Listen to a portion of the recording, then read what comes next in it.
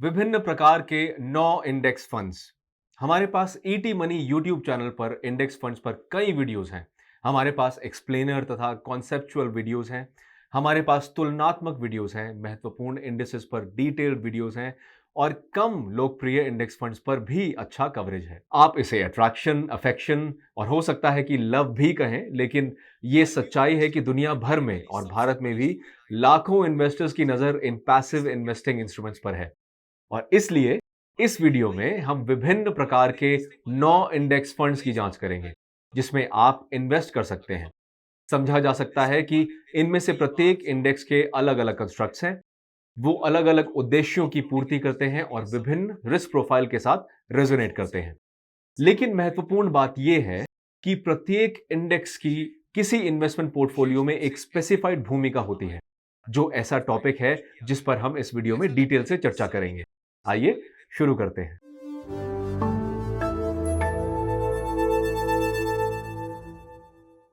देखिए तो broad market index एक इंपर्सनेटर यानी नकल करने वाले के अतिरिक्त और कुछ भी नहीं है। आखिरकार ये इंडेक्स इन्वेस्टेबल स्टॉक मार्केट के एक बड़े पार्ट को नकल करने की कोशिश करती है। अब ऐसी 5000 कंपनियां हैं जो इंडियन स्टॉक एक्सचेंज में लिस्टेड हैं, लेकिन जैसा कि अक्सर होता है, इन कंपनियों में से केवल लगभग 10% ही स्टॉक मार्केट के कुल कैपिटलाइजेशन के 95% का हिस्सा बनती हैं। भारतीय संदर्भ से मोतीलाल ओसवाल द्वारा ऑफर किया गया एक Nifty 500 index fund broad market शब्द के लिए एक अच्छा एग्जाम्पल साबित होगा। इसके अतिरिक्त नावी म्यूचुअल फंड ने हाल ही में एक टोटल मार्केट इंडेक्स के लिए फाइल किया है, जो इन्वेस्टर्स को large cap, mid cap, small cap, यहां तक कि माइक्रो कैप कंपनीज के साथ 750 स्टॉक का एक्सपोजर देगा। जहां यह शब्द टोटल मार्केट, जिसे नावी म्यूचुअल फंड की टीम ने गढ़ा है, इंडियन इन्वेस्टर्स के लिए थोड़ा नया हो सकता है, अमेरिका में बहुत सामान्य शब्द है। फॉर एग्जाम्पल, यूएस में इंडेक्स फंड इन्वेस्टर्स के इन्वेस्टमेंट का एक बड़ा हिस्सा Wilshire 5000 total market index fund, the Russell 3000 exchange traded fund और the Vanguard total stock market index fund जैसे ब्रॉड मार्केट फंड में जाता है। संक्षेप में, एक broad market index fund stock market के कुल परफॉर्मेंस को कैप्चर करने की कोशिश करता है और यह वास्तव में लॉन्ग टर्म इन्वेस्टर्स के लिए डिजाइन किया गया है। शायद एकमात्र पॉइंट जिसके बारे में आपको अवेयर रहने की आवश्यकता है वो ये है कि अगर आप ब्रॉड मार्केट इंडेक्स में इन्वेस्ट करते हैं और दूसरे इंडेक्स फंड में भी इन्वेस्ट करते हैं तो होल्डिंग्स में कुछ ओवरलैप होना तय है। इसे वास्तव में टाला नहीं जा सकता है, लेकिन आपको तब तक विशेष रूप से परेशान नहीं होना चाहिए जब तक कि लार्ज, मिड, स्मॉल कैप कंपनियों में अपने ओवरऑल एसेट एलोकेशन को सही तरीके से ट्रैक कर रहे हैं, भले ही आपने म्यूचुअल फंड्स के जरिए इन्वेस्ट किया हो या डायरेक्ट स्टॉक्स के जरिए।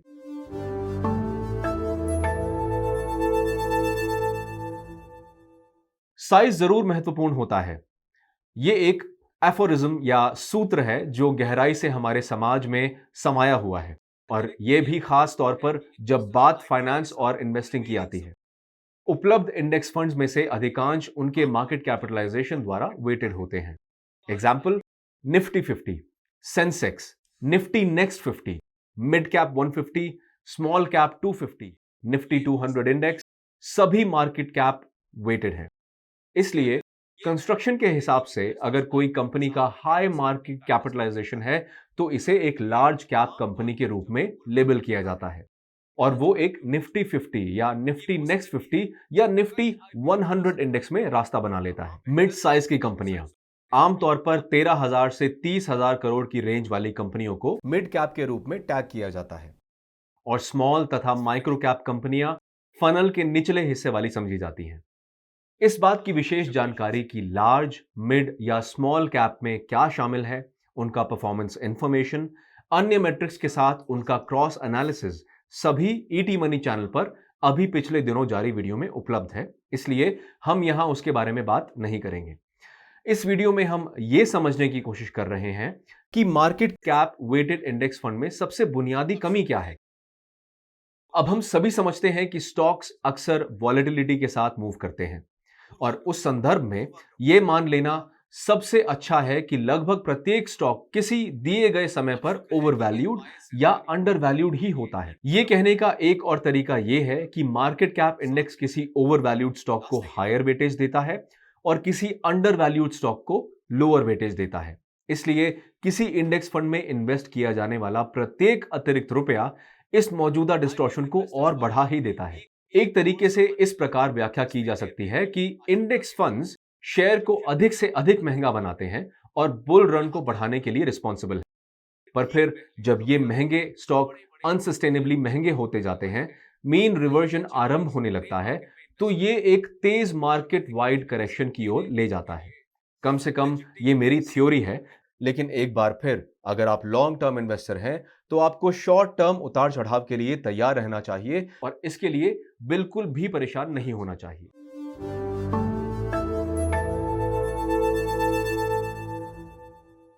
अब मार्केट कैप वेटेड इंडेक्स के ओवर और अंडर वेटेडनेस का मुकाबला करने का एक तरीका इक्वल वेट इंडेक्स का चुनाव करना है। सीधे शब्दों में कहें तो इक्वल वेट इंडेक्स वो होता है जो इंडेक्स में प्रत्येक स्टॉक में समान वेट कैरी करता है। उदाहरण के लिए, यदि विचाराधीन इंडेक्स निफ्टी 50 है तो सभी 50 कंपनियां समान रूप से 2% वेट कैरी करेंगे। दूसरे शब्दों में, एक पूरी तरह से संतुलित जहाज जैसे एक इक्वल वेट इंडेक्स के बारे में सोचें, जो उन तूफानों से बचने की तलाश में है जो अक्सर प्राइस मोमेंटम या वैल्यूएशन बायसेस द्वारा क्रिएट किए जाते हैं। अब पारंपरिक रूप से एक इक्वल वेटेड इंडेक्स अधिक वैल्यू ओरिएंटेड है और निश्चित रूप से इसके अन्य मार्केट वेटेड फंड्स की तुलना में बहुत अधिक डाइवर्सिफाइड है। निफ्टी 50 का मामला देखें, इक्वल वेट इंडेक्स के साथ यह मार्केट कैप वर्जन की तुलना में काफी अधिक सेक्टोरल डाइवर्सिटी प्रदर्शित करता है। लेकिन आइए यहां थोड़ा रियलिस्टिक बने। आखिरकार सेक्टर डाइवर्सिटी वो नहीं है जिसमें हम वाकई इंटरेस्टेड हैं। इन्वेस्टर्स परफॉर्मेंस चाहते हैं, रिटर्न्स चाहते हैं। तो आइए देखें कि निफ्टी 50 और निफ्टी 100 ने मार्केट कैप और इक्वल वेटेड अप्रोचेस के तहत किस प्रकार का प्रदर्शन किया है। 5 वर्ष के आधार पर मार्केट कैप एक इक्वल वेटेड निफ्टी 50 पर 2.5% अल्फा के साथ एक स्पष्ट विजेता रहा है। लेकिन जब हम ये तुलना लंबी अवधि, मान लीजिए जब से ये इंडेक्स वास्तव में शुरू हुए, के लिए करते हैं, तो हम देखते हैं कि इक्वल वेटेड इंडेक्स ने वास्तव में मार्केट कैप को वार्षिक रिटर्न में कम से कम 100 बेसिस पॉइंट से आउट परफॉर्म कर दिया है। वास्तव में ये कुछ ऐसा है जिसे हमने कई जगहों पर पढ़ा है कि इक्वल वेट इंडेक्स किसी मार्केट वेटेड इंडेक्स की तुलना में बेहतर रिटर्न देता है, विशेष रूप से तब जब टाइम होराइजन लंबा हो।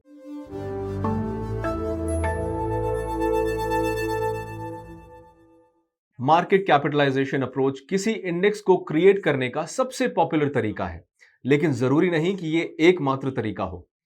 PE ratio, the dividend yield, book value, cash flow, sales आदि एट्रीब्यूट्स योग्य रिप्लेसमेंट का काम कर सकती हैं और शायद इंडेक्स पोर्टफोलियो में आकर्षक रूप से वैल्यूड कंपनियों की पहचान करने का एक बेहतर काम कर सकती हैं। आज के कंप्यूटर काफी अधिक पावरफुल हैं और जटिल डेटा स्ट्रीम तथा फाइनेंशियल मैट्रिक्स का मंथन करने के मामले में बहुत सक्षम हैं। ऐसी इनसाइट्स को बड़े नीटली पैकेज कैरेक्टरिस्टिक्स में कैटेगराइज किया जाता है, जिसे फैक्टर्स कहा जाता है। उसके बाद इन फैक्टर्स पर वैल्यू, मोमेंटम, क्वालिटी, वॉलेटिलिटी आदि के लेबल लगाए जाते हैं। इस बात से इंकार नहीं किया जा सकता कि फैक्टर बेस्ड इंडेक्स फंड दिन प्रतिदिन पॉपुलर होते जा रहे हैं। हो सकता है आपने इनमें से कुछ का नाम सुना हो, फैक्टर फंड के रूप में नहीं बल्कि स्मार्ट बीटा फंड के रूप में, जो निश्चित रूप से एक अधिक मार्केटेबल नाम है। स्मार्ट बीटा फंड जिन्हें यहां भारत में लॉन्च किया जा रहा है, उनमें एक सिंगल फैक्टर शामिल होता है। उदाहरण के लिए Edelweiss Nifty 100 quality index quality factor का यूज करता है, जो ROE, return on capital, companies operating cash flows, debt in the company आदि जैसे कई मैट्रिक्स का एक संयोजन है। इसी प्रकार इंडेक्स और ETFs हैं जो वॉलेटिलिटी फैक्टर का यूज करते हैं। कुछ फंड्स वैल्यू फैक्टर लागू करते हैं जबकि कुछ मोमेंटम फैक्टर को मानते हैं। लेकिन अभी हाल में हम मल्टी फैक्टर फंड का उद्भव देख रहे हैं जो 2 फैक्टर्स का यूज करते हैं और कभी कभार 3 फैक्टर्स का भी यूज करते हैं। इन मल्टी फैक्टर इंडेक्स फंड्स का लक्ष्य अधिक प्रभावी तरीके से रिटर्न, रिस्क तथा वॉलेटिलिटी को मैनेज करने के द्वारा अधिक कॉम्प्रिहेंसिव इन्वेस्टिंग ऑप्शन ऑफर करना है। ये एक बहुत ही दिलचस्प क्षेत्र है और अगर आप इसके बारे में और अधिक जानना चाहेंगे तो स्मार्ट बीटा फंड पर जरूर हमारा वीडियो देखें, जहां हमने मल्टीपल फैक्टर्स, फंड के परफॉर्मेंस, उनके मेरिट, लिमिटेशंस पर बात की है। अधिक महत्वपूर्ण बात यह है कि क्या किसी को स्मार्ट बीटा फंड में इन्वेस्ट करना चाहिए, उस पर भी चर्चा की है। इसलिए इन्हें जरूर देखें। ये एक ऐसा क्षेत्र है जिसके बारे में हम सोचते हैं कि आगे आने वाले वर्षों में जैसे जैसे इसमें और सुधार होगा तथा ये विस्तारित होता जाएगा, ये और अधिक महत्वपूर्ण होता जाएगा।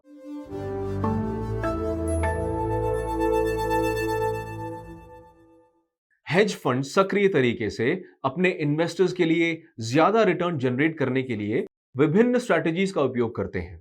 ये फंड्स लेवरेज, डेरिवेटिव तथा शॉर्ट पोजीशन जैसे स्ट्रैटेजीज का उपयोग करते हैं, जो ऐसा कुछ नहीं है जो रिटेल इन्वेस्टर्स करते हैं। लेकिन इसका यह अर्थ भी नहीं है कि हमारे पास ये ऑप्शन नहीं होते। उदाहरण के लिए Nifty 50 TR2 times leverage index, ये इंडेक्स जिस स्ट्रैटेजी को अपनाता है उसका उद्देश्य 2 के मल्टीपल में निफ्टी 50 इंडेक्स में एक्सपोजर को मैग्नीफाई करना है। इसका अर्थ यह हुआ कि अगर निफ्टी 50 5% ऊपर या नीचे जाता है तो इस इंडेक्स का वैल्यू इसी के अनुरूप 5% के 2 गुना अर्थात 10% ऊपर या नीचे जाएगा। इस टेबल पर नजर डालें जहां हमने नियमित निफ्टी 50 इंडेक्स के साथ 2 टाइम्स लेवरेज इंडेक्स के रिटर्न तथा वॉलेटिलिटी मैट्रिक्स की जांच की है। हम 2 टाइम्स लेवरेज स्ट्रैटेजी का उपयोग करते समय रिटर्न तथा रिस्क की स्पष्ट रूप से डायरेक्शनल डबलिंग देख सकते हैं। अब ऐसे फंड्स को पाना जो इस प्रकार की स्ट्रैटेजी का यूज करती है, वर्तमान में बहुत मुश्किल है। वास्तव में हम भारत में एक सिंगल फंड या ETF का पता नहीं लगा सके जो 2 टाइम्स लेवरेज अप्रोच का उपयोग करती है। लेकिन हमें कोरिया में एक इंस्ट्रूमेंट जरूर मिला जिसने अपने इन्वेस्टर्स के लिए रिटर्न जनरेट करने के लिए इसी स्ट्रैटेजी का यूज किया। लेवरेज एक स्ट्रैटेजी है, लेकिन ऐसी और बहुत सारी स्ट्रैटेजीज हैं जिनका यूज किसी इंडेक्स फंड को कंस्ट्रक्ट करने के लिए किया जा सकता है। स्ट्रैटेजी जैसे कि arbitrage, futures, dividends, inverse index, beta और यहां तक कि करेंसी का उपयोग इंडेक्स क्रिएट करने के लिए किया जा सकता है। और जबकि ये मेन स्ट्रीम नहीं है, मुझे आश्चर्य नहीं होगा कि अगर आज से 3, 4 या 5 वर्ष के बाद इनमें से कुछ इंडेक्स शेल्फ में जगह ढूंढना शुरू कर दें।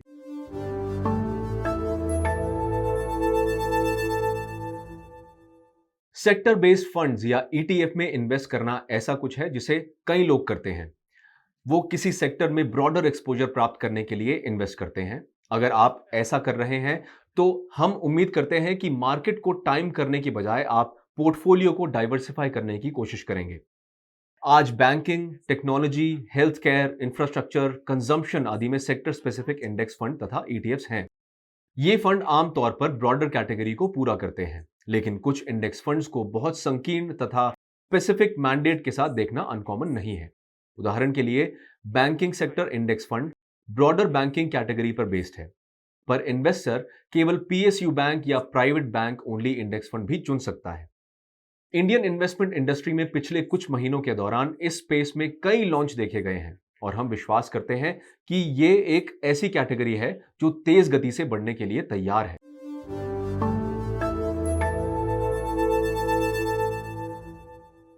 इस साल की शुरुआत में हमने इंटरनेशनल फंड पर एक वीडियो किया था और जैसा कि मुझे याद है उस वक्त मुश्किल से 3 या 4 पैसिव इन्वेस्टिंग ऑप्शंस थे। लेकिन पिछले कुछ महीनों में इंटरनेशनल इंडेक्स फंड स्पेस में ऑफरिंग्स की मानो बाढ़ आ गई है। अब हमारे पास NYSE FANG plus index, S&P 500 index तथा NASDAQ इंडेक्स को ट्रैक करने के लिए फंड्स अवेलेबल हैं। फिर 2 और ऐसे फंड्स हैं जो हांग सेंग इंडेक्स को ट्रैक करते हैं। और अब हमारे पास कुछ डेवलप्ड मार्केट इंडेक्स तब भी मौजूद हैं जो आइसोलेशन में या फंड्स की कॉम्बिनेशन में ऑपरेट करते हैं। इतने सारे इंटरनेशनल फंड्स होने का एक सुखद परिणाम यह है कि अब इन्वेस्टर्स के पोर्टफोलियो सही मायनों में डाइवर्स हो सकते हैं। यहां एक उदाहरण के रूप में NYSE फैंग प्लस इंडेक्स को लें। अब ये इंडेक्स 10 हाईली ट्रेडेड इंटरनेट तथा टेक्नोलॉजी स्टॉक जैसे कि Alibaba, Tesla, Facebook, Twitter, Apple आदि को लेके इक्वल वेटिंग फॉर्मेट में कंस्टिट्यूट किया गया है। यहां हमारे लिए रुचि का विषय है निफ्टी 50 के साथ NYSE फैंग प्लस इंडेक्स का परफॉर्मेंस कोरिलेशन। आप देखेंगे कि यह कोरिलेशन केवल 0.5 है। इसका मतलब है इन दोनों इंडिसेस के परफॉर्मेंसेस एक दूसरे के बिल्कुल विपरीत हैं। ये न केवल एसेंशियल डाइवर्सिफिकेशन में हेल्प करता है, बल्कि ये कुछ कमियों को दूर करने में भी मदद करता है जो किसी के भी पोर्टफोलियो में हो सकते हैं।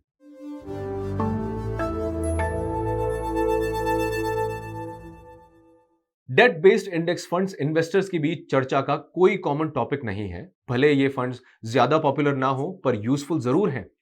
इस सेक्शन में हम टारगेट मैच्योरिटी इंडेक्स फंड के बारे में चर्चा करेंगे, जो उन दो गंभीर समस्याओं को सॉल्व करते हैं जो डेट फंड्स में इन्वेस्ट करने वाले ज्यादातर इन्वेस्टर्स के साथ होती हैं। ये है, पहला, इंटरेस्ट रेट में बदलाव के कारण बॉन्ड की कीमत के ऊपर और नीचे होने का रिस्क। दूसरा, क्रेडिट रिस्क अर्थात पोर्टफोलियो के भीतर कुछ बॉन्ड्स के डिफॉल्ट होने की संभावना। और यहीं पर टारगेट मैच्योरिटी इंडेक्स फंड काम आते हैं, जो कस्टम बिल्ट इंडिसेस होते हैं और किसी विशेष मैंडेट के अनुरूप इन्वेस्ट करते हैं। उदाहरण के लिए हाल ही में लॉन्च किया गया ICICI Prudential PSU bond plus SDL 4060 index fund सितंबर 2027।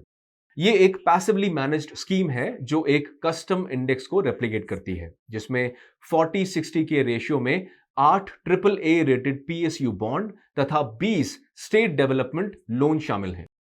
हालांकि ये स्कीम ओपन एंडेड है, पर ये डेट इंडेक्स फंड एक मैच्योरिटी डेट के साथ आती है, जो इस मामले में 30 सितंबर 2027। इसलिए अगर कोई इन्वेस्टर मैच्योरिटी तक इन्वेस्टेड रहता है, तब एक, इंटरेस्ट रेट रिस्क का जोखिम नहीं होता।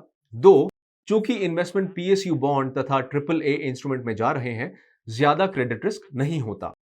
डेट इंडेक्स फंड्स अब धीरे धीरे लोकप्रिय होते जा रहे हैं और कई फंड हाउसेस ने इस कैटेगरी में स्कीम्स लॉन्च की हैं। उदाहरण के लिए आदित्य बिरला सन लाइफ फंड हाउस तथा ईडलवाइज फंड हाउस में कुछ कुछ आईसीआईसीआई प्रूडेंशियल के समान फंड्स हैं। Edelweiss mutual fund company Bharat bond index भी मैनेज करता है, जो एक low cost passively managed instrument है। ये triple A rated public sector bonds में इन्वेस्ट करता है। एक्सिस के पास भी एक ऐसा बॉन्ड फंड है, निपॉन इंडिया के पास ऐसे मल्टीपल फंड्स हैं और आईडीएफसी के पास भी कुछ गिल्ट इंडेक्स फंड्स हैं जो केवल गवर्नमेंट सिक्योरिटीज में इन्वेस्ट करता है।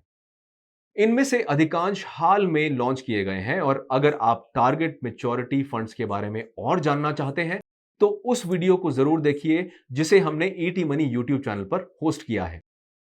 इन स्कीम्स के बारे में और अधिक जानकारी के लिए ईटी मनी ऐप को जरूर एक्सेस करें, जो आपको यूजफुल मेट्रिक्स की रेंज जैसे कि फंड्स का रिटर्न, इसका पोर्टफोलियो, एयूएम, पिछला परफॉर्मेंस, उनकी रेटिंग्स, उनके रैंकिंग्स और एक अद्भुत फंड रिपोर्ट कार्ड देता है, जो आपको इन्वेस्ट करने और इन्वेस्ट न करने का फैसला लेने में सहायता करेगा।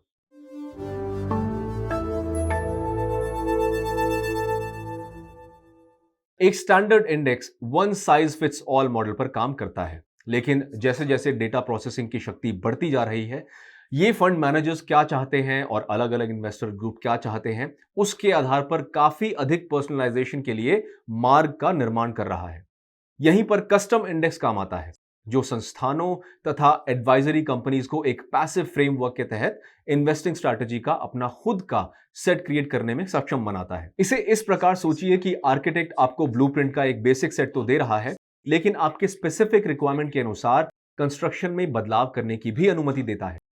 अब कस्टम इंडेक्सिंग हालांकि मुख्य धारा नहीं है, पर इसने कई ग्लोबल फाइनेंशियल संस्थानों के साथ अपने पैर जमाने शुरू कर दिए हैं, जो इसे प्रोग्रेसिव टेक्नोलॉजीज के और निश्चित रूप से जीरो या लो कमीशन ट्रेडिंग फीस बैकड्रॉप में अपना रहे हैं।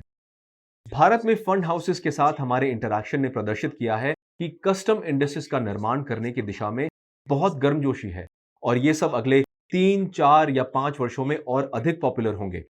और इसी के साथ हम इस वीडियो के अंत में आते हैं। इंडेक्स फंड्स निश्चित रूप से 1976 के बाद से एक लंबा रास्ता तय कर चुके हैं, जब वैनगार्ड ग्रुप ने पहला publicly index traded fund launch किया था।